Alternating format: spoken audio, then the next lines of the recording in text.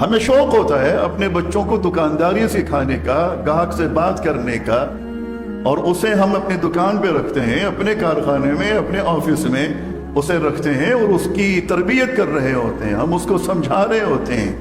اور سمجھانے میں غیر محسوس طریقے سے ہم اپنے بچوں کو جھوٹ بولنا بھی سکھاتے ہیں،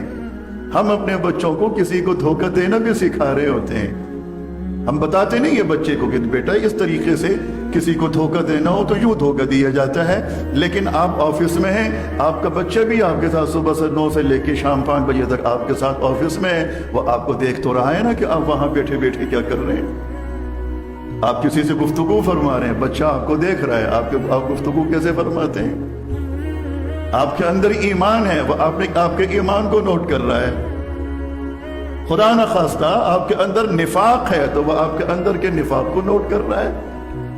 آپ کی زبان پر سچائی ہے تو وہ آپ کی زبان کی سچائی کو دیکھ رہا ہے۔ آپ کی زبان پر جھوٹ ہے تو وہ آپ کی زبان سے نکلنے والے جھوٹ کو محسوس کر رہا ہے، اسے دیکھ رہا ہے، اس کی تربیت ہو رہی ہے، برائی کے اندر تربیت ہو رہی ہے۔